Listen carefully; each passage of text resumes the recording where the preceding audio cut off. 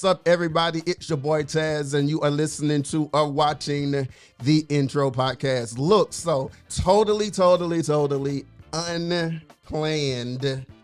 I want to introduce the cast of the Intro Podcast. The one and only, what's your name, Mills? You. My name is Glennette. So you guys know Glennette. Oh, so she said Glennette today. So we're gonna go with Glennette. That's who's here today. That's who's here today. Yeah. We know Glennette from Broken for Purpose podcast. She's been with the family since COVID.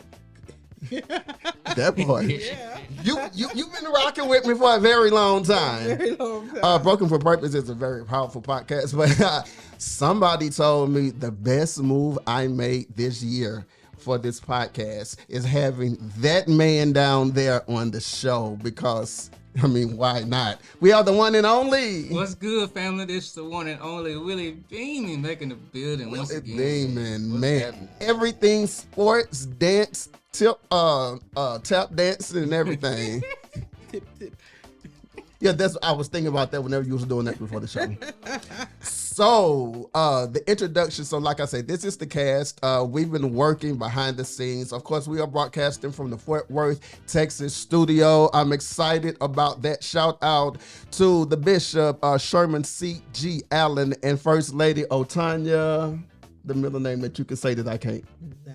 You ain't tried today? Eskridge. That one right there.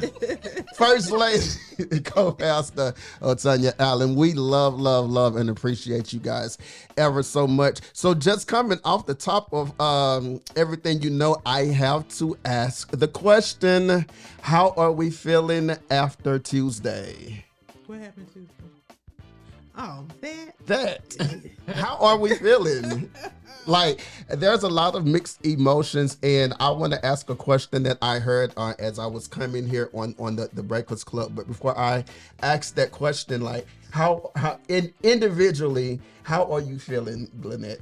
So, as a woman. And as a black woman. I was not surprised because we have to be 10 times better than our black counterparts and 20 times better than our white counterparts. Yeah. And so, you know, it's not the first time that a black woman has been educated,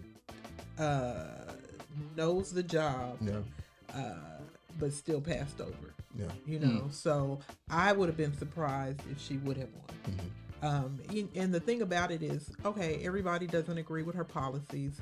Okay, that's not the point. The point is who was best for the job. Yeah. Facts. And he is not best for the job, in my opinion. Okay.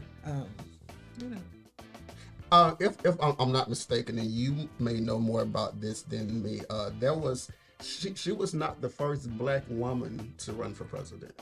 I did come across that years ago. Yeah.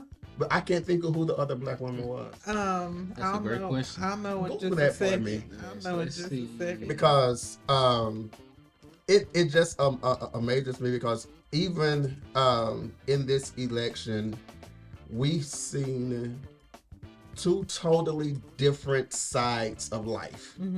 As a Shirley Chisholm. Shirley Chisholm, yeah. Yes, that was a great movie. Y'all go watch that. Yes, please.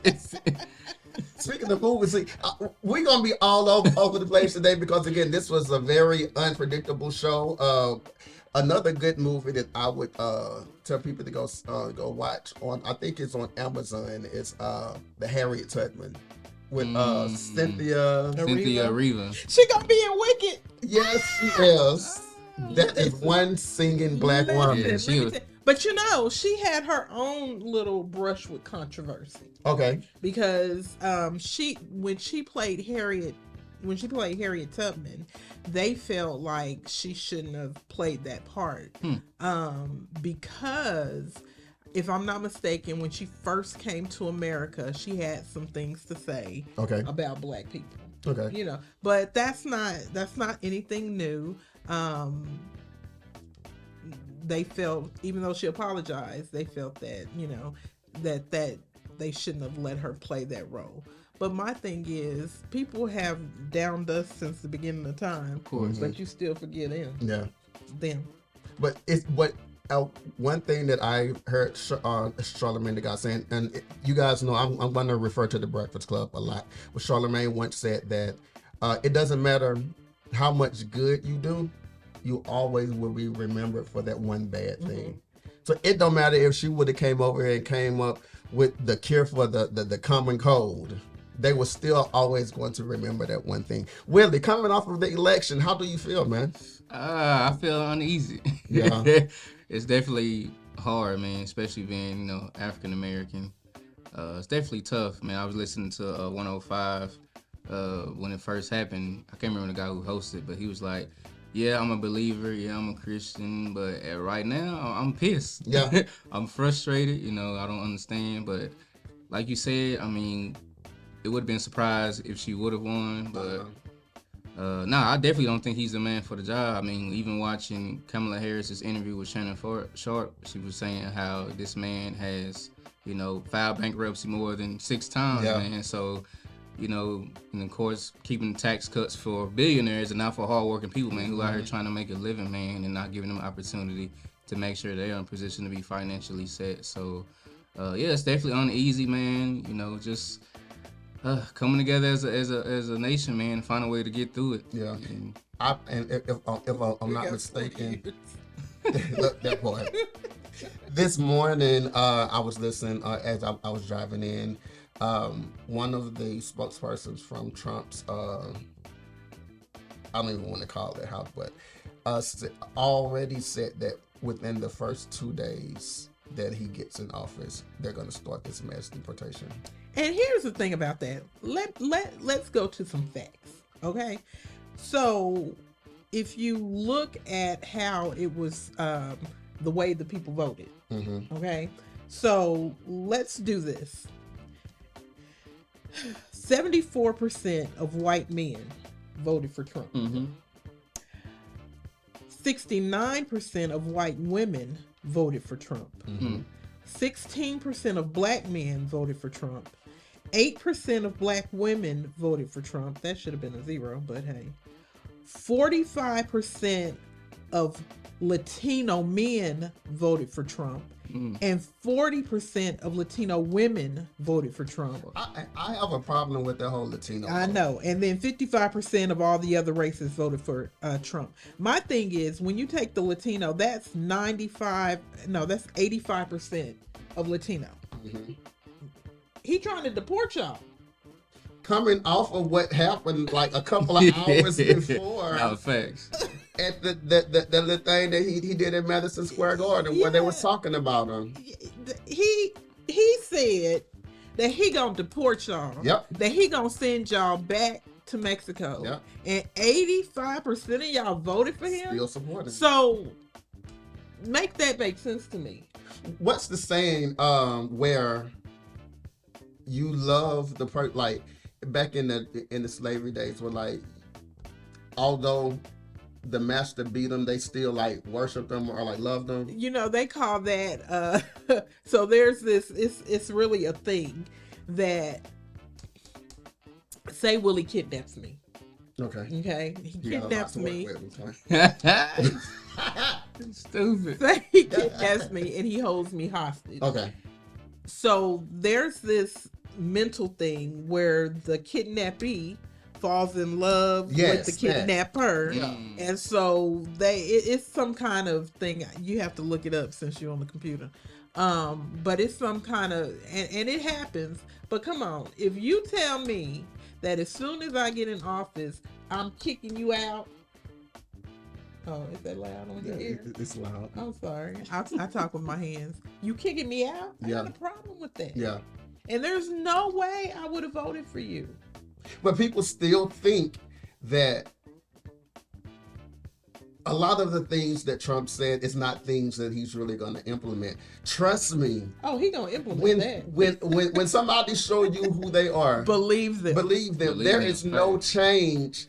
In my opinion, there is no change in who Trump is going to be. They already set the first day as mass deportation. You have to think about the power that he's about to give to the police officers, to where just because you don't look like you're American they can stop you and do all this other stuff. So that the suggestion was, and I think it's stupid, that from now on, if you're not from here, but you have your green papers or you have your papers showing that you're legal, you need to carry your papers every day, everywhere you go. Here's the thing, though. It doesn't matter, because let me tell you something historically. When black people, during slavery days, when they were free and they had their papers, and they would tell you to carry your papers when you're maybe too close to the border or in a different state that slaves were slaves. Yeah. It doesn't matter. They'll take them papers, rip them right on up, and take them right on. And that's what they did, you know. So here's the thing. I just lost my thought. But it's that 30-year-old talking. But I was watching I got back. I was watching a video, and there was this guy, and he was talking to a white gentleman. It was an Asian guy, and he was talking to a white gentleman. And the white gentleman said that he voted for Trump for one reason. And he said that because white people were becoming the minority, and that he knew that Trump wasn't going to allow that to happen. He said, why should he lose his status in America when he's the one, when white people are the one that built it?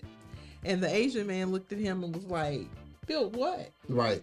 What did y'all do? And he the America was built on the backs of people of color. Yeah. And that's just the truth. That's it. The black people came and built it. Their infrastructure, their money, cotton, you know, the Orientals came, the Asians came and built the railroads, and the Mexicans, the gardening and stuff. Yeah, you know, so the Europeans, they came and took over after it was already done, or that's what they worked with. But they didn't, you know, they didn't toil. And I have friends that are white, and they were like, you know, well, white people, they were indentured servants, but indentured servants had 7 years.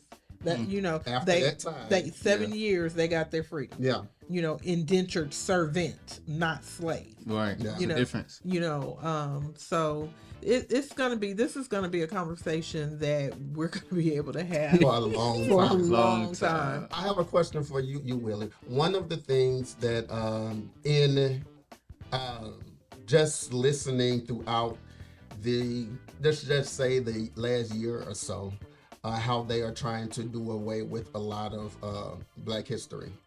Now with Trump being in office, what happens if they try to get rid of HBCUs? That's a problem, man. I mean, HBCU schools are definitely important, you know, to the Black culture and to our community and things that we build. I mean, a lot of people that we see, celebrities, movie stars, entertainers, people in business, I mean, they came from HBCUs, you know. VP came from HBCU. Yeah, she came from Howard. Yeah. Exactly, she came from Howard, Reagan man. went to Howard. Who? Reagan. For real? Hey, Reagan. Hey, Reagan.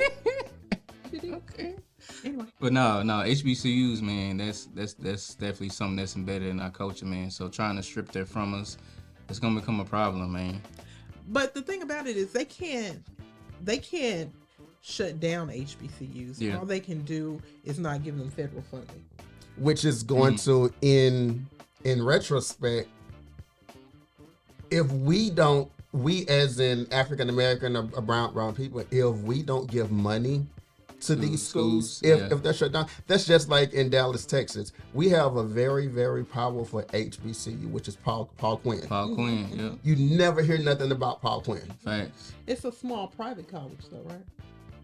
It's a private college. Probably so. But there are so many educated individuals that have come out of that school. Yeah. But because they don't have the money, resources to pour into the school, you never hear. So imagine 4 years from now if they decide to stop funding HBCUs. What happens to the next Kamala Harris, or what happens to the next person that could have been, but because that college stopped receiving money because they're in HBCU or because of what they were teaching, then it becomes nothing. Even more, they're trying to, if I'm not mistaken, if I'm saying this right, then you can correct me. They're trying to stop the public education system from teaching race theory. No, like pull in money from the education system. Period. Yeah. But you know what? Let me play the devil's advocate because it may be a good thing. If he does that, it may be a good thing because the simple fact of the matter is HBCUs were created because white people wouldn't let black people in their schools. Right. So with that being said, when they did integrate, you know, they didn't want to teach us the same things or teach us at that level. And what has happened is over the years, when schools have gotten these fundings, these things, we've gotten away from why the schools were built in the first place. Okay.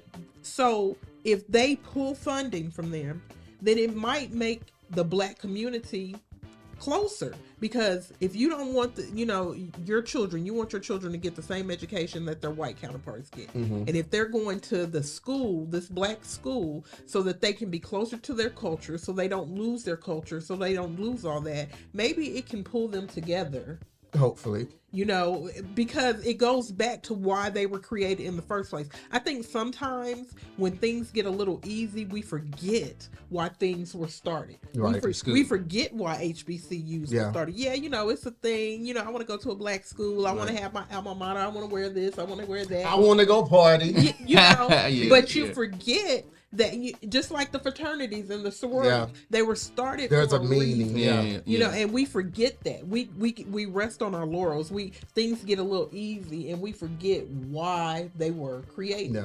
When it started, they didn't have federal funding. True. When it started, the government wasn't helping them. That's why it was started in the first place. Going back to HBCUs, I remember when Deion Sanders first went and coached Jackson State, man, one of the top picks right now, Travis Hunter, who plays with him now in Colorado. He had opportunities, man, to go to a lot of these big schools like the Alabamas of the world who go in sports, the Floridas, all these top schools, but he left and went to Jackson I remember State that story. to play with Deion, man, because they were trying to get HBCUs on the map, man, because like you guys are saying, not getting the support, not getting the funding, not making sure that the fields are properly taken care of, the locker room, all these things that go into a college campus. Deion was like, I got to change that. And he brought people with him. You saw all the celebrities supporting him at the games, on the sidelines, trying to get them out there. So, no, I think it's a big deal. And I would say that white in your schools, proper voice, I would say that it really could be a good thing, because we take our people and they see what they can do. They see what they offer. So then they want to bring them to their school. You know, oh, he's a great football player. Our school can use that. We'll be, you know. I've seen that happen before too. So my thing is, why not send that baby to a HBCU? Take your gift and put it where it's needed. Because the first time that you break a leg or break something and you're no good to them, they're gonna replace you real quick. Liability. You know what I'm saying? You'll find out how. I tell people, you'll find out how valuable you are whenever you're not usable. You're only as valuable as your gift to some people. We'll be right back, and I have a question, because I know Glennette is about to leave us soon because she got to go fly to Africa or something like that. I want to go. We'll be them plane tickets, but she got the money for it. We'll be right back in just a second, and I have a question for her before she go, and for Willie. This is the intro podcast. It's your boy Tazz and Glennette and Willie Beamen. We'll be right back. Something that keeps reminding me that if he brought me through that, he'll bring me through this. I wish I had somebody, and I came to tell you, hallelujah, that no matter what you have gone through and what you have suffered and what you have endured and what you have lost, God's about to give you a do-over anointing. God's about to give you an anointing. He's about to give you an anointing, not just to survive, but to thrive. He's about to give you an anointing, not just to do it again, but to do it better. He's about to give you an anointing.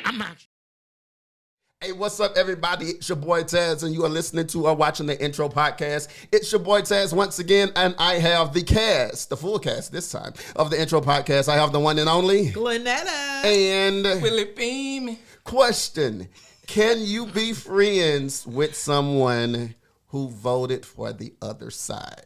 Willie, let's go. Knowing the views of the other side, can you be friends with somebody of the opposite color who voted for the other side? I feel like I can, but I feel like it'll be a very distant, I guess, relationship in the sense I was if I was dating someone in another state and I was in this state, it'll kind of be like, I mean, I still love you. I got no hate towards you. I'm not the type of person that has hateful bone in my body, but I just know based on beliefs and how we think and how we, see things, I just know I can't rock with you like that. To that extent. Yeah. So. Glennette, can you be my friend if I voted for them other people? I can be your acquaintance. My acquaintance. But I cannot be your friend. Okay. Yeah. Friendship to me is a deep thing. And I trust my friends. Mm-hmm. If you voted for Trump, I can't trust you. Yeah. I really can't. I can't trust that you have my best interest in heart. I can't trust that you understand me on a cultural fundamental level, because the things that he talks, the things that he say, it's all about division and hate, in my personal opinion. Yeah. And so if you agree with that and if you rock with that, no, we can't be friends. Right. I can't sit down and break bread with you in my house and let you know the intimate parts of me. That didn't sound right, did it? No. No, it did. No. You said what you're saying, though. Emotional intelligence. Yeah, I can't let you in, because friendship, that's a bond. Yeah. And if you rocking with somebody that wants to hang me or hang somebody that looks like me, no, sir. I have a son.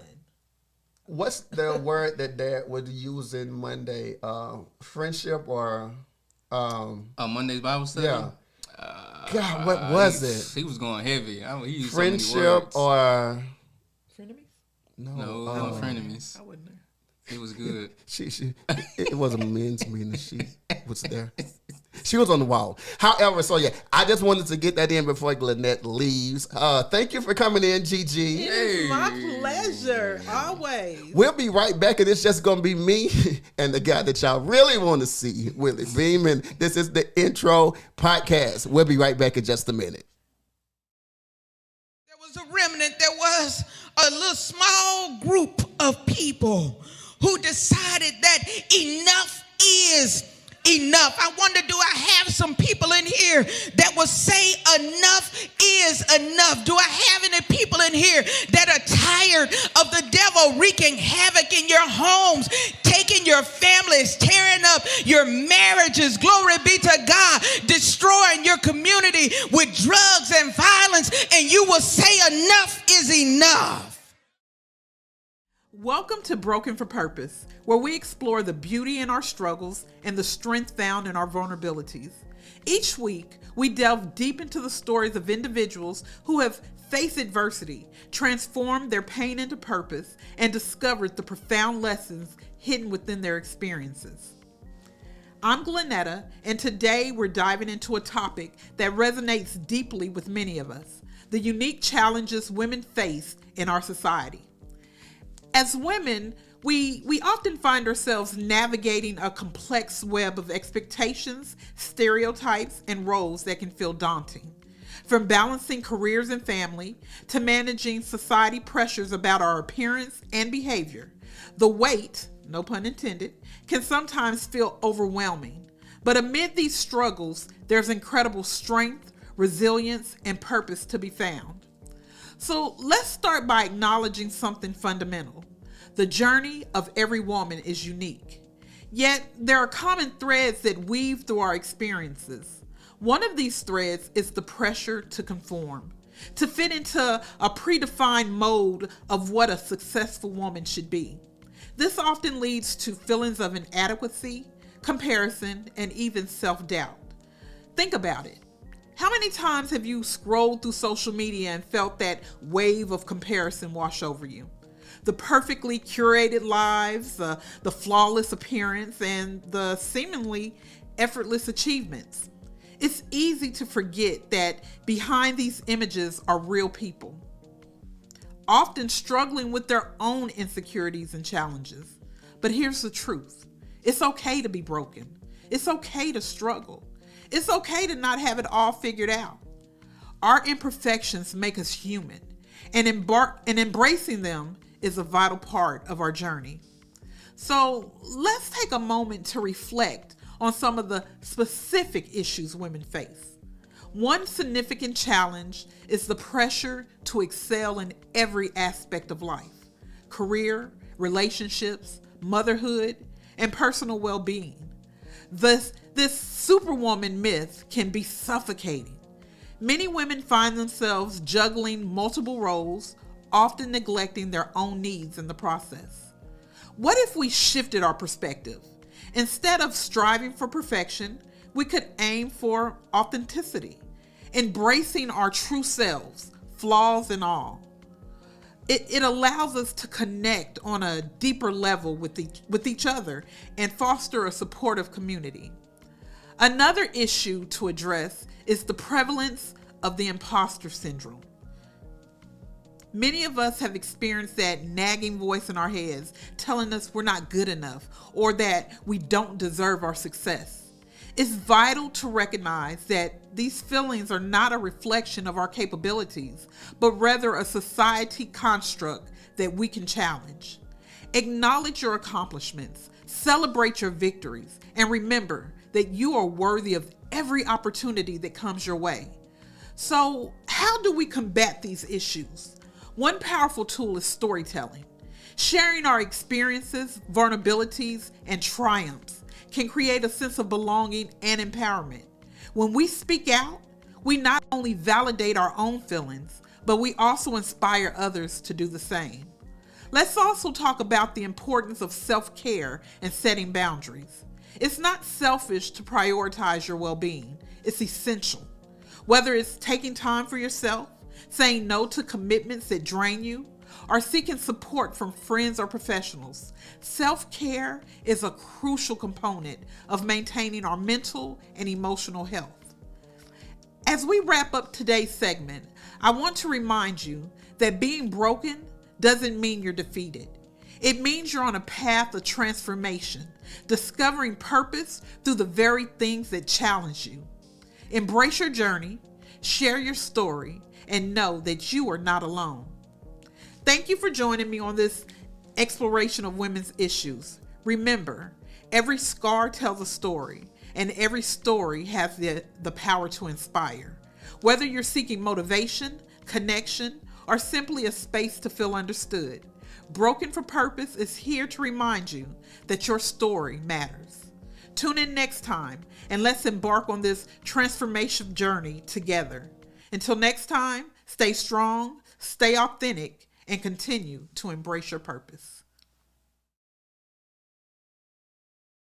What's up, everybody? It's your boy Tazz, and you are once again listening to or watching the Intro Podcast. Have the one and only Willie Beamen. What's good, right family? here with me. Shout out to Glennette. She had to run to pay some bills. I hope she can pay some of mine because I have a bunch and I don't have enough money. For some reason, I have discovered that adulting sucks. And it should be against the law, cause this thing called bills and having to pay them, and I'm not about that life. But in the meantime, in between time, what's going on with you, Willie B? Man, I'm good, bro. Just taking life, one day at a time, and just trying to navigate this season of grief, man, and we'll get into it whenever. Just had to lay my grandmother to rest. Thank God he allowed her to see 85 years old in September. So talked about it on the first episode. But yeah, man, as a family, man, we're just trying to make sure we're solid, stick together, check on one another, and move forward.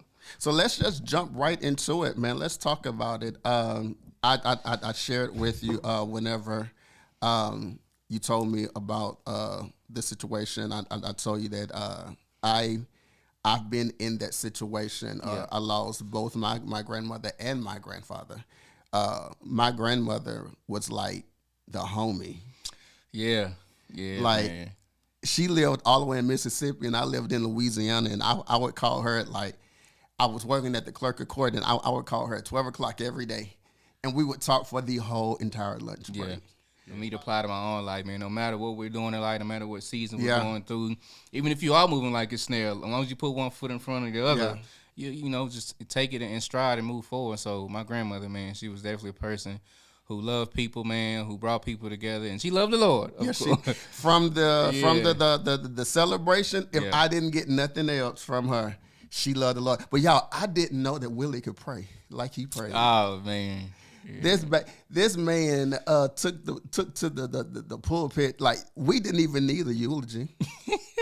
Like you literally prayed her whole entire life. So by the time the preacher got up, I was like, oh, I thought we was about to go home. So dealing with grief comes in a lot of stages. Yeah. I say for me, I lost my mom about 4 or 5 years ago. Yeah. And I'm still trying to figure out today, trying to figure out today why I still have never cried about it. Wow, that's heavy, bro. Talk about that, man. I want to know why. I have absolutely no clue. Like, I went to the funeral, of course, and I was just me. Like, I sang, I talked, or I spoke or whatever. Mm-hmm. We did the repast. Mm-hmm. And I sat and I watched how everybody was just ripped apart. Like, my oldest brother, I almost thought laughingly, I was about to have to put him in the hole right now. Because this nigga was like, we joke about, oh my God, take me with you. But it was literally that kind of feeling. Mm. And till today, I'm still trying to understand why I haven't had that point of grief to where I actually cry. Wow. Have you had that yet? Yes. And it really didn't happen, fam, until the day of. Mm-hmm. Yeah, it definitely, I really didn't feel anything, you know, when she passed and her decline. But the day of, man, you know, seeing my mama go up there at the very end as we were wrapping up the service, mm-hmm. man, and it just broke her, man. When it broke her, it broke me at the same time. Yeah. I was like, Lord, man, you gotta give us the strength to get through this, man. And so, yeah, that's when it really, really broke me. But I appreciate you showing up, fam. I appreciate the support. I appreciate, shout out to Bishop Sherman Allen, man. Yes, shout out to sir. Pops. Shout out to my mama, man, Pastor Laura O'Neal, man. My Christ Cathedral family, yes, who showed her, man, support. So, yeah.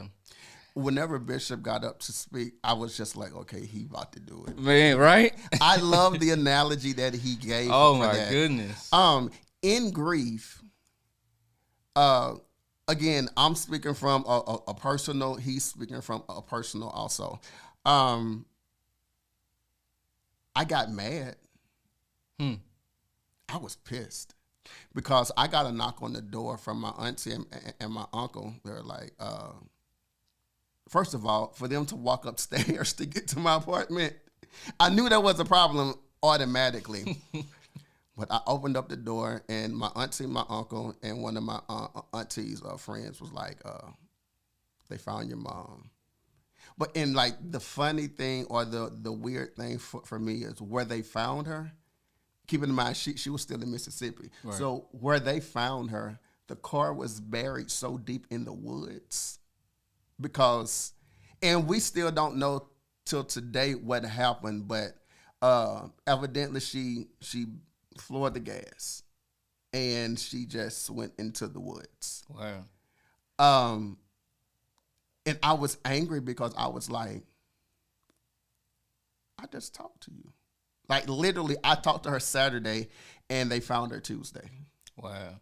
And I was like, we knew that she was sick. But she would never tell anybody what the sickness was. My mom was the kind of mom, y'all can say what y'all want to, God gonna heal me. Now, I will say this, and it's amazing that I think about it now. She may have died, but she didn't die from what she had. Wow. So in the case of her saying, God is gonna heal me, he probably didn't heal her on this side, but he healed on the other side. So good. that even, and like just talking about it now actually made me realize it. And I think one of the things that we don't do is talk about stuff because we don't want to bring up emotions or we don't want to bring up memories. But clearly, like I literally just felt that, like just talking about it. Have you been able to sit down with friends, family, your wife or whatever, and actually talk about this? I haven't yet, fam, and I feel like, you know, I should be moving towards that, you know, talking to someone. I was just saying it to myself, you know, here in the car earlier today. You know, if I could be honest, I mentioned to you before. I mean, I won't get into all the details, but I feel like this level of grief, man, has pushed me to, you know, certain ways of self-sabotaging behavior, man, because you know, she was the rock, fam, and she was the last one. You know, all my grandparents have died from 2017 all the way up until now. I'm talking about back to back to back to back. You know, and you know, our grandparents are our rock, man. They're the one who has laid the foundation so we can continue your legacy. So, but now I feel like I do need to, you know, have those conversations, especially, you know, with my spouse. I appreciate her showing up, being there for me as well. But I'm gonna meet you one day. I promise you. I am. Yeah. I hope you're watching this. I'm gonna meet you one day. Yeah, man. But yeah, I feel like I should, man. And even just being on here, man, and sharing with you, man. And yeah, I feel like I should be moving towards that route. But yeah, it's definitely been a battle, fam. Yeah. It's been a hard struggle, man. So I'm just trying to make sure that I continue to surround myself with, you know, the right group of people, man. Make sure that I push myself, you know, to pray and say my word, which at times sometimes I don't want to. Yeah. Because I'm human. I feel like the Lord knows that, bro. I'm like, I don't want to do it, man. I'm wrestling with this. I'm struggling with this. I don't get it. So So and so which would lead me into another. It's still along the lines of grief, but in the process of grief, sometimes it's hella hard to pray. That's where I've been. Because you want to pray, you want to believe and be like, God, I understand or whatever, but the human you is, damn, I don't understand. Yeah, I don't. Yeah. So like, how do we, or how do you, or how have you found yourself getting past that? Because clearly you are in great mental health. So apparently you have come to the point to where you can pray and you can talk to God and get reasoning. I feel like I'm not all the way there yet, but I feel like day by day I'm slowly getting better, man. That's why I'm, you know, trying to find ways to make sure I'm doing self-care. Yeah. You know, if it's the dancing, if it's the laughing and joking with family and spending time with them like we were doing leading up to her funeral. We all come together, buy food, turn on a movie, dance, high side joke, whatever the case may be. And so, or even just making a phone call to them and making sure that they're good. Yeah. And so, just finding ways, man, to get through it. But yeah, it's definitely been tough. I've had, you know, and still having those moments like, man, I don't feel like praying. I feel like doing nothing. I feel like getting my word. Let's think about this then. Best memory of your grandmother. Whew, that's a good one, bro. Best memory. Man, it's so many. So many, yeah. Let me see if I can pinpoint one. I would probably say here recently, I was looking through my phone just to see if I had anything from her. Mm-hmm. And I think it was, you know, in the midst of COVID, maybe 21, 22, my mama threw a birthday party for her at our church that I grew up at, Pleasant Home Baptist Church on Riverside. And so, yeah, I think it was, you know, in the evening. You real Fort Worth. Yeah. I'm born and raised, bro, from the South. On the South Side. But, yeah, I was looking at the video in my phone here recently and had this nice cake for her. We singing happy birthday. You know, she was still able to, you know, move, you know, and at that time still had most of her mind. But, yeah, if I can say here recently, you know, that would probably be one of my most memorable moments, man. I think one of the most memorable moments about my grandmother, and I think all my cousins will agree forever, we had a family house in Mississippi. Mm-hmm. And the part of Mississippi where I'm from today in 2024, half of the area still have no street lights. Oh, my goodness. The internet is literally dial-up. Oh. Your cell phone, leave it in Texas because it's not going to work. we would literally That's have crazy. to find a part of the. First of all, she had property, land, like she had 2 gardens the size of football fields. Sheesh. So we would have to walk around like this with our phones in the air trying to find a signal. And literally stand right there the whole time. But I think one of the greatest memories that I'll always have about Emma Dimple Klein is as kids, because we didn't have cable or anything, every time we went to the house, we all had to watch 101 Dalmatians. Imagine 8, 9, 10 grandchildren. We all just laid out on the floor. Yep. And that's it.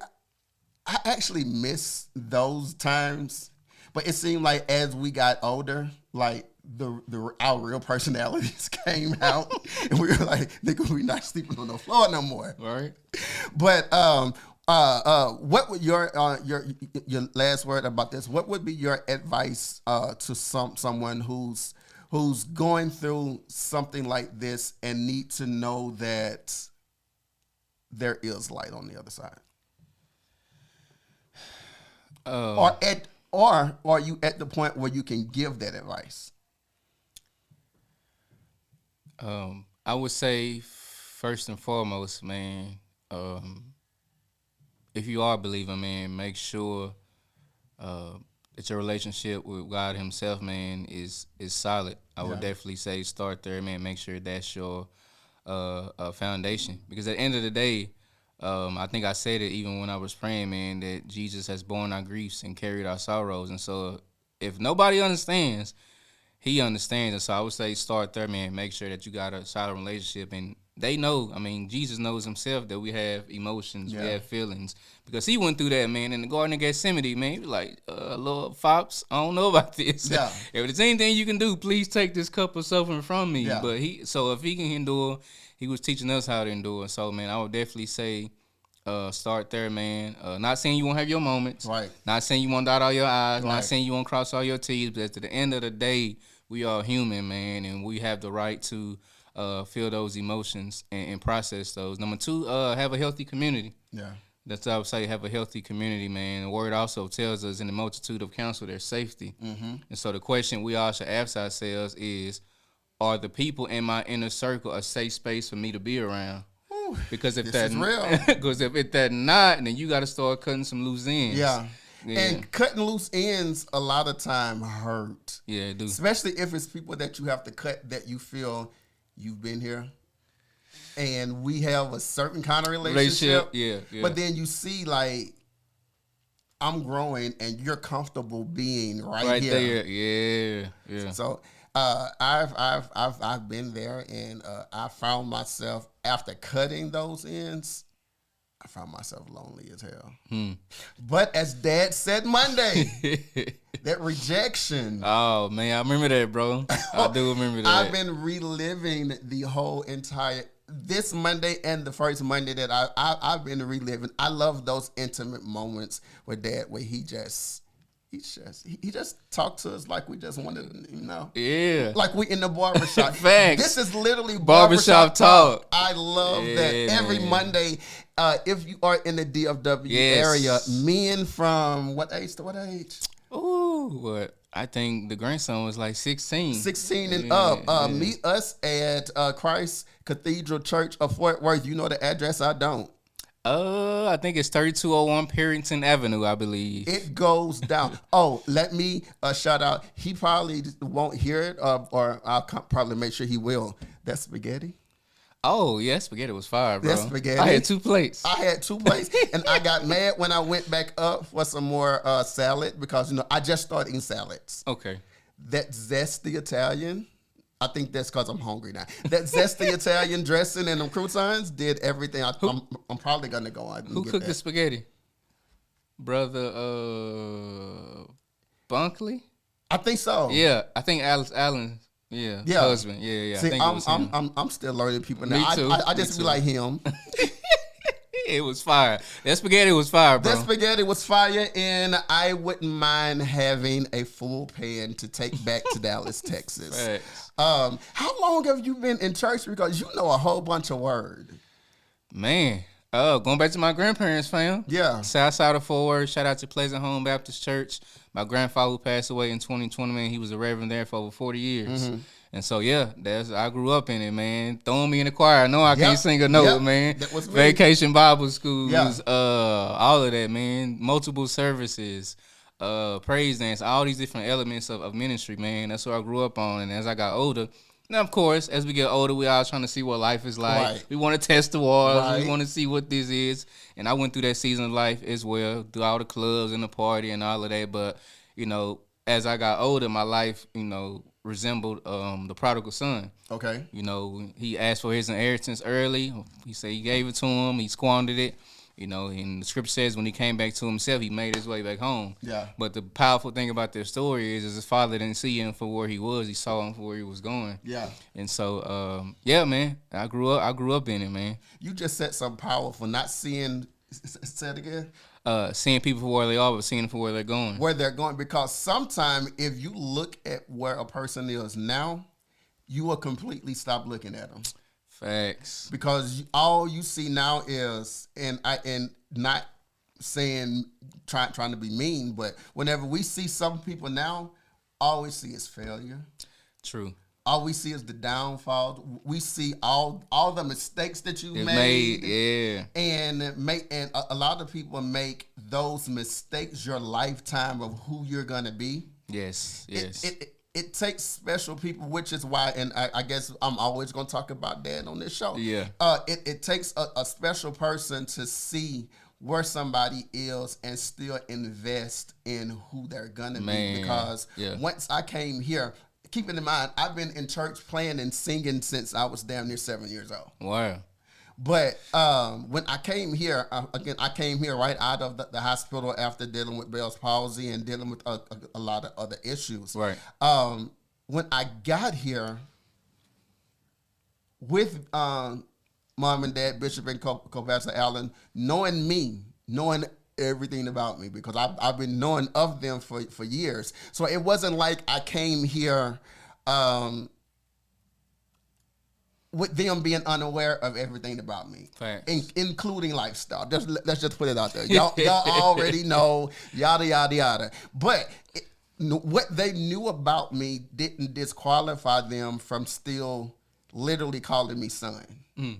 And I think a lot of time and especially for young men, need to have somebody who see them further than they see themselves. I agree.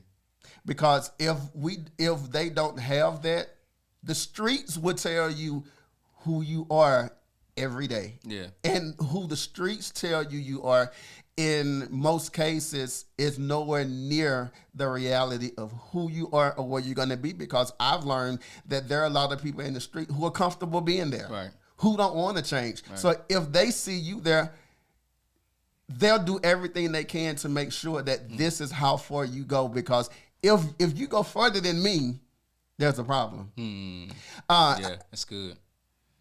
How do you approach young men as opposed to the motivating part of you that speaks life into people?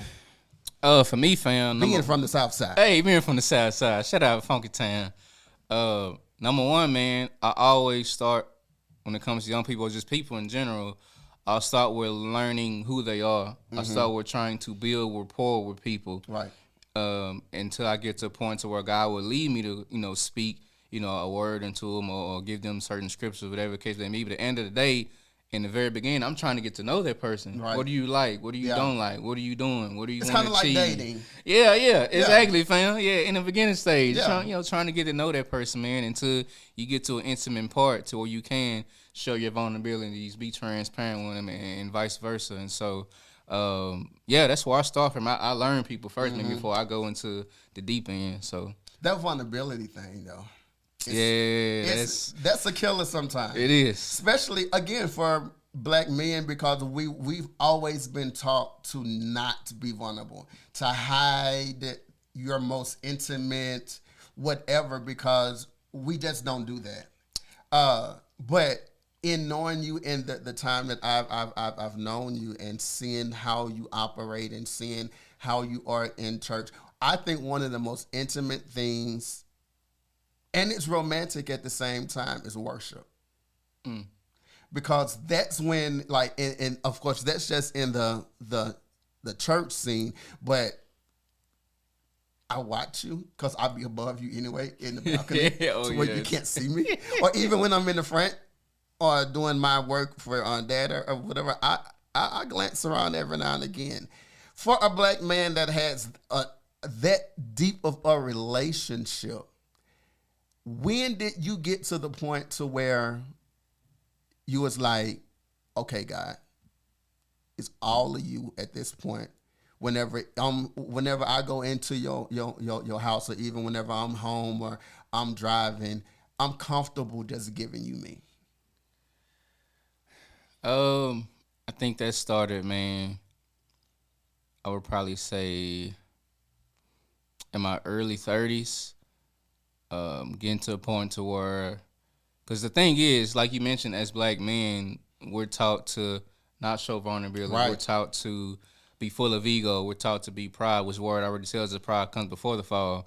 And so I just got to a place, man, to where I can, really be transparent and open no matter who was around, whether it's a church setting, whether it's I'm with friends or whoever.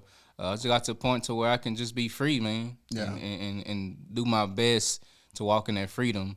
Not saying I'm not going to drop the ball at times, because at the end of the day, nobody's perfect. And right. Bishop talked about it on a Monday, right, man, as black men. Nobody's perfect, but at the end of the day, it's our duty to uplift. It's our duty to encourage. It's our duty to pour into one another, man, because my thing is about relationships. I remember doing this video on TikTok when I first started doing videos, and I was giving the analogy of, say, for instance, if you're putting together this get-together, right, you have a certain group of people who that's going to show up. They're going to bring food, they're going to bring desserts, they're going to bring whatever things that you like. But there's another group of people who don't show up with anything. They don't even care to bring napkins. They don't even care to bring water and plates. Yeah. And so at the end of the function, I always bring the sodas. Right? I bring the sodas too. The sodas and napkins and plates. Yes, sir. But even with that being said, once everything has calmed down, once everything is over, those same people who didn't bring anything, they want to take to-go plates. And so the revelation God was giving me is we got to be cautious and careful of certain people that we link up with, because if they're not adding value, if they're not pouring into you, then the opposite end of that, they're taking from you. Yeah. That's to-go place. And so we got to be cautious, man, people that are always taking and not adding. And so I used to call myself, my fault in life is I've always tried to be a people pleaser. Yeah. Regardless to how I felt about something, I would always contour my thoughts or feelings to make sure that somebody else was happy. And at the end of the day, giving, come sleep. You can sleep on my floor. You can sleep on my sofa. Yeah. You can eat my food. You can do this. But then after they got everything they wanted, and I was the person in need.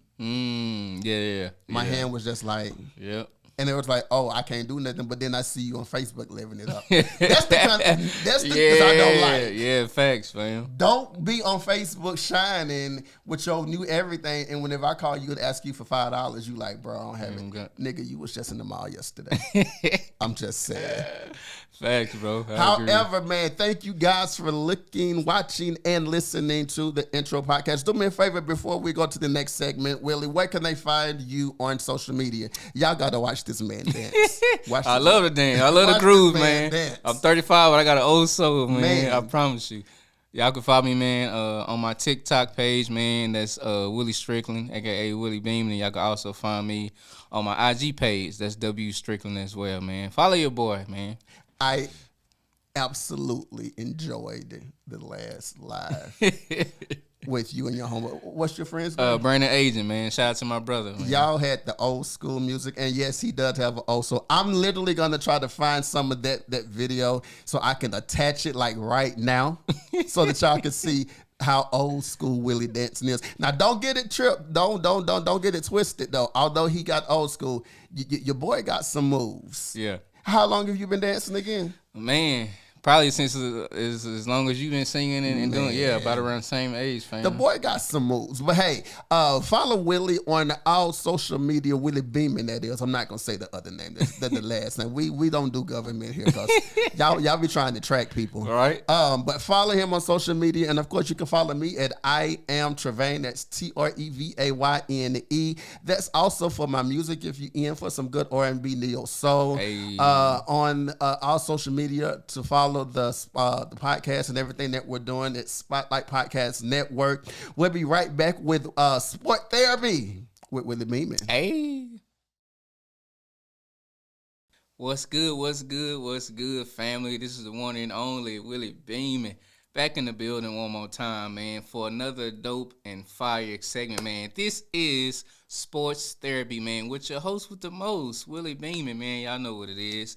So I'm going to go and get into it, man. I definitely want to hone in. We're going to kind of switch gears this time. We're going to talk about a little college football. We know college football right now is definitely hot, especially with a lot of teams that's doing their thing, man. And so I want to kind of highlight somebody, man, who we all know of. We talked about him. I talked about him a little bit on our last segment, man. Shout out to my bro, Travis Hunter, man, who had the ability to go to, some of these top schools, as he was making his way, to the college field and to the college space. But he decided not to. He decided to make a shift, because he saw what Coach Prime Deion Sanders was doing out there in Jackson State, man, and he made the decision to turn down these well-known colleges that we know most people go to, the Alabamas of the world, the Floridas of the world, all these other top schools. He made the shift to go to Jackson State, made some noise there, man. Plays well on both sides, man. If y'all know about Travis Hunter, go watch that guy, man. Plays well on both sides, on defense and offense. Did his thing there, and then shifted and followed Coach Prime, man, to Colorado, which actually they're doing their thing right now. Last season, it was a little shaky, man. We were all trying to figure out, man, as sports fans, how Coach Prime, Deion Sanders, man, was gonna elevate Colorado Buffaloes and take them to the next level. They struggled a little bit, but hey, you got to go through to get to, man. That's one thing that my uncle always says. And so year 2, I believe they're having an excellent start right now. And I believe, I'm not mistaken, they have qualified, man, to be in one of the bowl games. I believe that right now they're either 6-2 or 7-2. So definitely want to keep them focused and make sure that they're doing what they're supposed to be doing. But we're going to get to it. Man. Let's look at what Travis Hunter is doing. Travis Hunter at wide receiver has 46 catches for 561 yards and 6 touchdowns. That's the 5th most receiving yards and 3rd most receptions and receiving touchdowns. Hunter is on the pace for 110 catches, over 1,300 yards, and 14 receiving touchdowns. My boy is balling right now. As a wide receiver alone, those projected numbers are shy of Devontae Smith's 117 catches for 1,856 yards and 23 touchdowns that he had as the last wideout to win the Heisman. Shout out to Devontae Smith, man. But Hunter doesn't play wide receiver only. He also plays defense. That's what I mentioned earlier, man. Somebody who's well gifted, who's shifty, man, on both sides of the ball, man. He's definitely up for that Heisman award. Hunter has been spectacular on both sides of the ball, but the other issue he'll face in the Heisman candidacy is his team winning. Colorado is currently, no, that's not right. I believe they're 6-2. We're going to look past that. While the Heisman is an individual award and Hunter is spectacular individually on the field, history says he may face an uphill battle to win the award if Colorado doesn't exceed expectations. And so, like I mentioned earlier, I do believe that they're eligible to be a part of one of the bowl games. I'm not sure which one it is. I know that they've shifted over to the SEC, but man, shout out to Travis Hunter, man. Shout out to Coach Prime. Shout out to Shedeur Sanders, man. That's Deion Sanders' son who plays quarterback for them, man. He's definitely doing his thing. And this season, man, I believe they made some changes with their offensive line. Because last year, boys getting towed up, man. Most of y'all that's watching these games Shador Sanders, man, was averaging at least 7-8 sacks a game, man, because he didn't have an efficient offensive line to protect him. But from what I'm seeing now, the offensive line looks a whole lot better. To make sure that the quarterback is protected, because that's the guy who runs the offense, man, who calls certain plays and makes sure people are in place, man, to make sure they're effective on the field. But shout out to the Colorado Buffaloes, man. Shout out to Coach Prime for taking it over, man, and taking that organization, man, to the next level, man. Those guys are definitely over there moving and shaking. But I want to move on and shift to the WNBA, man. The WNBA is something or league that a lot of them don't really get the credit for and get the opportunity to get their shine on. They're really not funded properly. We already know that. Definitely, hopefully we're pushing, man, for WNBA to allow these players, man, to get the money that they deserve. I believe even though they might not have the same abilities or skill sets as men when it comes to the NBA, I believe they still should be compensated, man, for what they're capable of doing. You know, they might not be as exciting. We know the NBA, there's the crossovers, there's the alley-oops, there's the dunks, there's all these different elements that go into the NBA, man. But I think the women's game is still exciting to watch. And so I kind of want to get into shout out to the New York Liberty, man, WNBA. We all know one of the greatest players to ever play for the WNBA is Breonna Stewart, a woman who has led them to get their first WNBA title, man, for the New York Liberty, man. Shout out to the New York Liberty, because New York alone, we haven't seen a title in a while. I know the New York Yankees were on the verge of getting, that World Series, but they couldn't get it done. The LA Dodgers, man, knocked them out in this recent World Series. The New York Knicks, man, they ain't won in Lord knows how long. It's been years, man, since the Knicks, man, have won a title. You had the Patrick Ewings of the world. You have the Charles Oakleys of the world, man. You had the John Starks. You had the Allen Houstons of the world who played for the Knicks back in those days. And, of course, we all know we have the I'm trying to remember the guy's name, man. Spike Lee.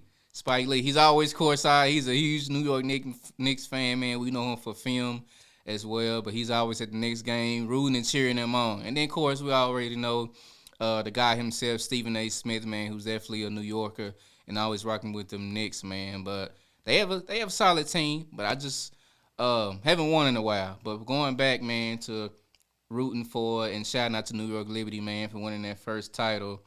And I kind of want to give some insight. Let's see. When Breonna Stewart says this, it's not just a pregame hype. It's reality of high-stakes battle against Nafisa Collier. Shout out to Nafisa Collier, who was on the other side playing for the Minnesota Lynx, man. She's definitely a dominant player as well.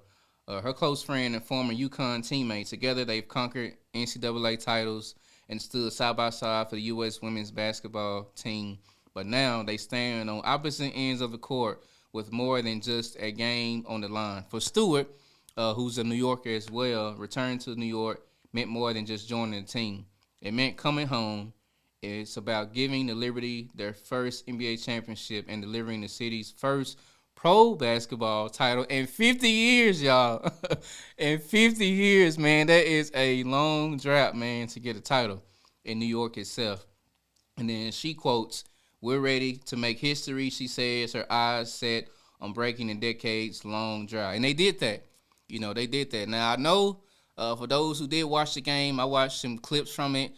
I was watching on SportsCenter, with Stephen A. and Shannon and all those guys mentioning how there were certain calls in the game that were missed.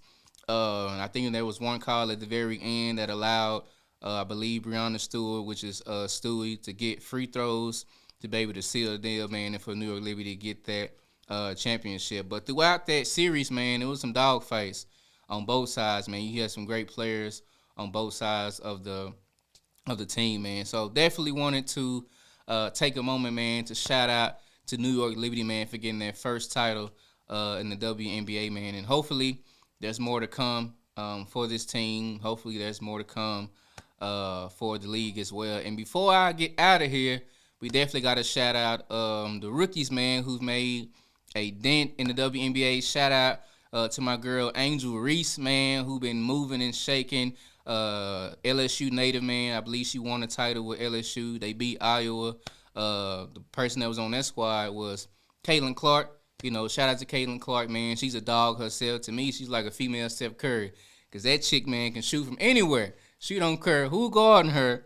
She going to pull up, man, and shoot. So shout out, man, to Caitlin Clark, who did get Rookie of the Year this season. But also, I pray for your recovery, Angel Reese. I know I watched your recent video on IG, how you were sharing, you know, your road to recovering and your injury, I believe. And so we're praying that you get well. We're praying that you get better, man. We're praying that you're staying solid. You got the right group of people around you, man, as you get through that recovery, so that when you do get back on the court, man, you're mentally sharp, you're emotionally sharp, man. Your nutrition is good, your conditioning is good. So we can come see you ball, man, because you definitely have put a dent in the squad that you play for, which is Chicago Sky. And I believe Caitlin Clark plays for Indiana Fever. And so, but yeah, they definitely have been the talk of the league, man, have definitely brought some notoriety to the WNBA, and it's been exciting to watch. And also, shout out to the Dallas Wings, man. Shout out to the Dallas Wings, man, who are here in the great state of Texas. They play at UTA, man. Shout out to the Dallas Wings, who are also doing their thing as well. But, yeah, man, just wanted to get on here and have my TED Talk, you know, for this sports world, man. This is sports therapy. With your boy Willie Beamen, man. We'll be back next time. Peace. He's here to do.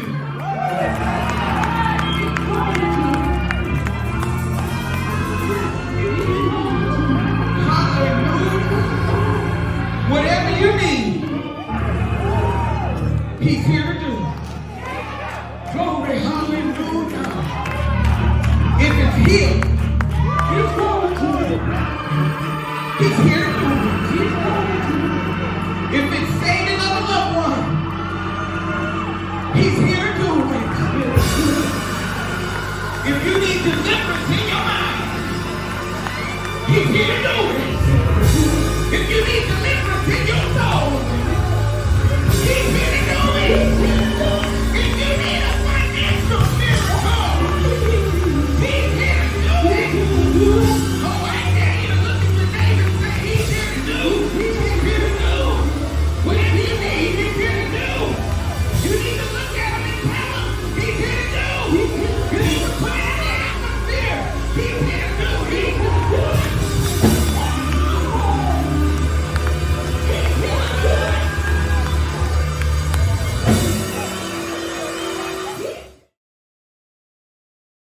Hey, what's up, everybody? It's your boy Tazz, and I want to thank you guys one more time for listening to today's show.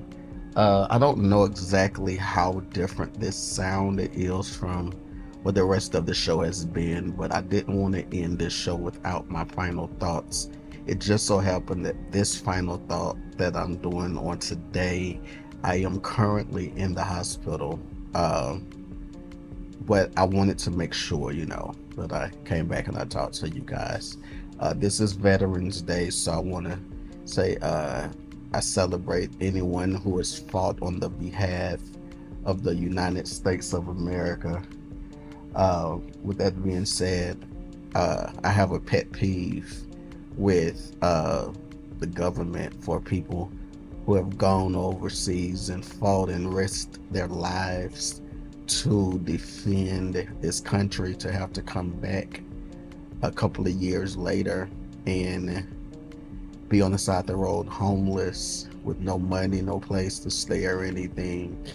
I've heard Charlamagne the God and a lot of other people say over the course of time that it should be illegal to treat our veterans like this. As I said before, they'll sacrifice their lives, they'll put everything on the line to defend this country, and to have to come back to absolutely nothing is just wrong. To come back and be strung out on drugs and not be able to get assistance, to come back and have mental issues and not be able to get assistance, to not have any option, because a lot of people, whenever they come back, the condition that they're in, it's not their fault. A lot of people, whenever they come back, it's because of situations. They can't sleep, and the only way they can find peace is if they have that drug or whatever that new dependent is that they do, that's not necessarily the best for them, which leads them to lose whatever job they would have probably had, or the inability to get a job because of what the addiction is. So I absolutely think it's stupid for them to have to fight and sacrifice and come back here to nothing. I personally don't think they should have to pay for anything. Free room and board, and I'm not talking about in no shack, because you all have sacrificed your life. I honestly believe that you guys deserve the absolute best. So once again, happy Veterans Day to everyone who has fought on the behalf of the United States to make sure that we are safe. Other final thought, just to the crew for showing up today. I didn't know that we were gonna have the whole entire crew for the show on today. So to Glennette for showing up, I appreciate you, and to Willie Beamen, I appreciate you. As I sit here in the hospital right now, dealing with what I have to deal with, the amount of love that you guys have given from text messages and sending scriptures of healing and positivity, I appreciate it, because it's definitely needed right now. I have other people, like my church family is really showing up for me, to make sure that I have things that I need, or just to make sure that I'm in a positive frame of mind. For everything that we spoke about on the show on today, I hope that something was said that you caught on to, and you are able to use it in your life. You're able to repost a quote that we said, or just repost the show in general from whatever platform you heard it on. I appreciate you guys once again for just listening, putting up with us one more good week. We are going to be doing our best to stay consistent on these shows weekly, to have a new show every Monday. I know I'm putting this show out a little late because, again, I'm in the hospital, so I had to deal with a couple of things. But with that being said, I have a nice, crisp crew, and I love you guys, like for real. In regards to what happens now after this election, the best or the most I can say is I hope that the things that Trump said that he was going to do was just gaslighting to get in office, just to get people riled up and get them interested in him, but definitely not things that he actually wants to do in this election, because what he's going to do, according to what he said during the election process, is going to hurt a lot of people. But just as in other situations, a lot of times they say things just to get the attention of the people, and they don't normally own up to it. But in Trump's case, it's kind of like one of those things, once they show you who they really are, believe them. Trump has shown us many times before who he is and how he feel about the United States, even how he feel about the veterans, how he feel about Haitians, how he feel about Mexicans, how he feel about Puerto Ricans, how he feel about black people. I can only hope that what he said he was going to do on a lot of levels is just stuff that he was just trying to gaslight to get people riled up to actually elect him. Because, once you become president, you're supposed to be the one thing that Madam VP said that I agree with, that always got my attention, is she was going to be president for everybody. And I think that that's one of the more important duties in being president, to run a whole entire nation, to be a president for everybody, to make sure everybody is taken care of on the same level. it doesn't make sense to only want to pick out your people. It's just like whenever I was in high school, you know, I'm not a sports person, never really been. But whenever we would be in PE and it was time to pick teams, pick people to be on your team to play different sports, they would always pick the people who they were friends with or people who was good in sports first, and then pick the leftovers. That's kind of how I feel like this presidency is, by how Trump has said, would be taking care of his people first, and if he chose to do something for the other people, he will. But I can only hope and pray that that's really not how this goes down. I do understand and believe that God is the author and the finisher, so he has the last say so. But remember, no matter what comes, no matter what goes, this is who you guys elected. And for those who did not get out in the election, this is who you guys elected. Because whenever you didn't vote for anybody, it's kind of like you voted for the winner, or whoever the winner turned out to be. So it's kind of like you voted for Trump. But until the next time, do me a favor, share love, share peace, love, and joy with somebody that you meet, because you never know what another person is going through and what another person needs, and you can be their answer. It's your boy Tazz. This is the Intro Podcast. We'll see you guys next week. Holla.